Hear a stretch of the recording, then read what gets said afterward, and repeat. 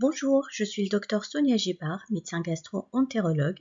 Il s'agit ici de la deuxième vidéo d'une série de vidéos que j'ai lancées pour vous parler plus en détail de la coloscopie et on va aborder ici les indications de l'examen, c'est-à-dire les motifs ou les raisons pour lesquelles on doit réaliser une coloscopie.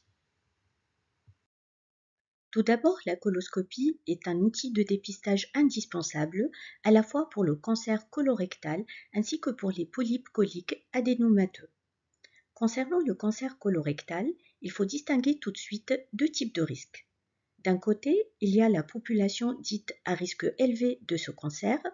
Ce sont les personnes ayant eu des antécédents du cancer du côlon ou du rectum dans leur famille, les personnes ayant été suivies elles-mêmes pour ce cancer ou pour des maladies inflammatoires chroniques de l'intestin, à savoir la maladie de Crohn et la rectocolite hémorragique, ainsi que les personnes à qui on a retiré déjà des polypes dans le côlon.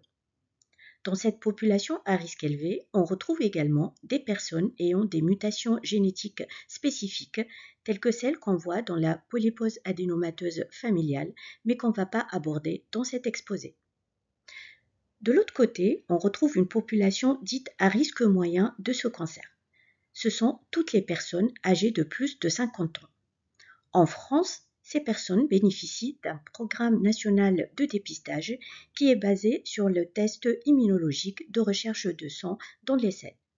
Si ce test revient positif, ces personnes devraient réaliser une coloscopie.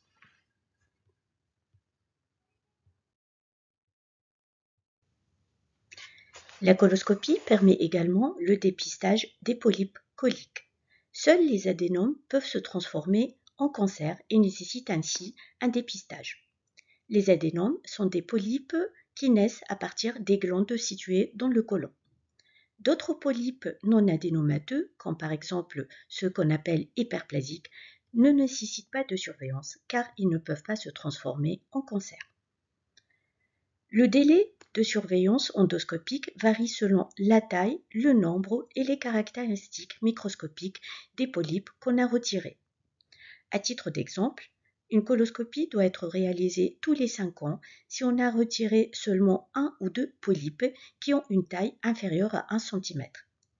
Ce délai doit passer à 3 ans seulement si on a retiré plus que 3 polypes ou un polype d'une taille supérieure à 1 cm ou présentant une dysplasie sévère. La dysplasie étant définie comme l'anomalie de développement des cellules avec des modifications anormales de leur taille, leur forme et leur organisation, et elle est classée en légère, modérée ou sévère.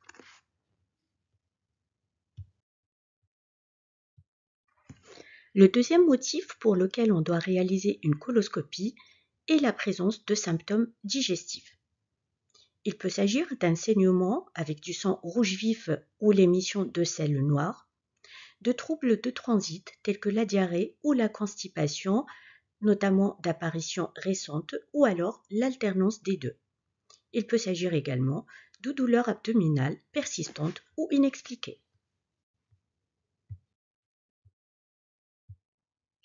Une autre raison valable pour réaliser une coloscopie est la présence de symptômes généraux tels qu'une altération de l'état général qui est définie par un amaigrissement, une fatigue et la perte de l'appétit, ou alors quand il s'agit d'une perte de poids rapide, importante ou inexpliquée, ou la présence sur la prise de sang d'une anémie par manque de fer, dite anémie ferriprive.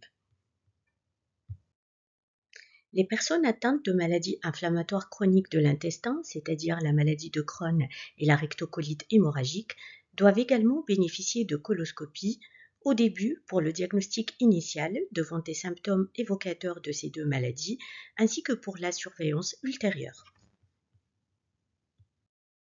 La coloscopie doit être indiquée également en cas de découverte d'anomalies sur des examens radiologiques, tels que sur un scanner, une IRM, une échographie ou une coloscopie virtuelle.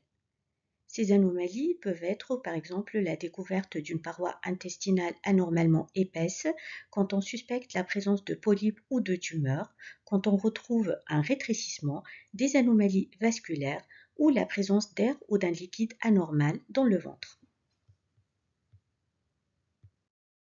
La réalisation d'une coloscopie peut être nécessaire pour appliquer des gestes thérapeutiques particuliers, comme par exemple traiter des vaisseaux qui saignent, dilater un rétrécissement ou appliquer un traitement particulier comme le plasma argan pour les inflammations du rectum liées à la radiothérapie.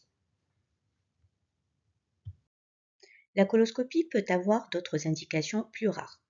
Parfois, on réalise une coloscopie dite d'exsufflation, c'est-à-dire qui permet d'évacuer l'air ou les gaz retenus dans un côlon très dilaté.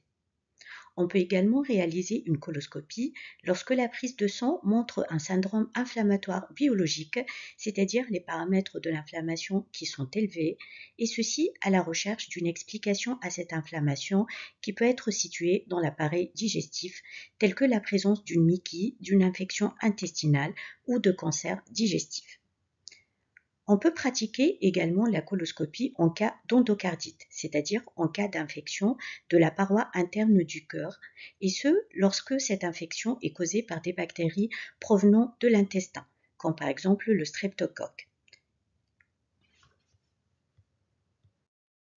En conclusion, la coloscopie reste un examen clé pour prévenir et détecter précocement certaines maladies du côlon.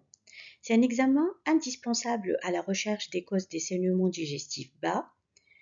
La coloscopie permet également le diagnostic initial ainsi que le suivi des maladies inflammatoires chroniques de l'intestin et la réalisation d'actes thérapeutiques particuliers. Toutefois, il s'agit d'un examen qui comporte des risques qu'on abordera dans une prochaine vidéo. Et je vous remercie pour votre attention.